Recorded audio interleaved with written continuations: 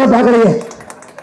அந்த மாதிரி உதயநிதிக்கு சம்பந்தமான அந்த திரைப்பட நிறுவனம்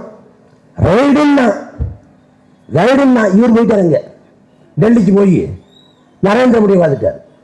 அதை இந்த வலைவழிக்கு பாருங்க, யூடியூப்ல தமிழக பாருங்க, தலைப்பை பாருங்க, அச்சத்தில் பாஜக உச்சத்தில் ஸ்டாலின் அடித்தார் கில்லி, ஸ்டாலின் அடித்தார் கில்லி, அடுந்தது டெல்லி. வந்தார் உதயநிதி, ஸ்டாலின் பாஜக சரணாகதி, ஆளுநர் பூஜ்யம், ஸ்டாலின் ராஜ்யம். யாரா நீங்க, எங்க அழைக்கிறீங்க? காலநேர புலவே தோத்துவார் கடை அடிச்சு விடுறது. ஆளுநர் வந்தாருங்க, வந்த உடனே திராவிட நாடேன்னு பாட்டு போட்டோன்னு வீட்டாரு.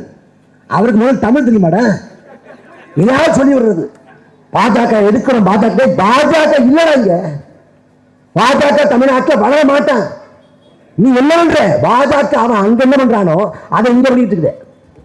தமிழ்நாட்டுக்கு 9 லட்சம் கோடி கடன் வரக்கூடிய ஆண்டுல பட்ஜெட் போடணும்னா பற்றாக்குறை மட்டும் 46,000 கோடி இருக்குமா. நீ எப்படி சமாளிப்ப? என்ன திட்டம் வச்சிருக்க?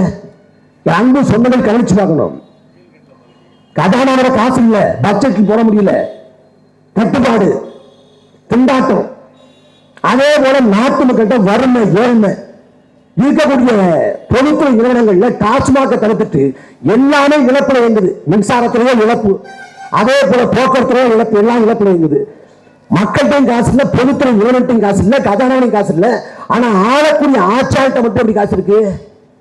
இவ்வளவு கடன்கால நாட்டுல ஒரு ஓட்டுக்கு 2,000 ரூபாய் 4,000 ரூபாய் காசு கொடுப்பதற்கு காசு எங்க இருந்து வருது? பதுக்கியும் ஒதுக்கியும் வச்சிருக்கான். அதுவும் எங்க ஊர் சொல்றாங்க, நாகப்பட்டினம் பக்கம் 40 கோடி இறக்கியாச்சு.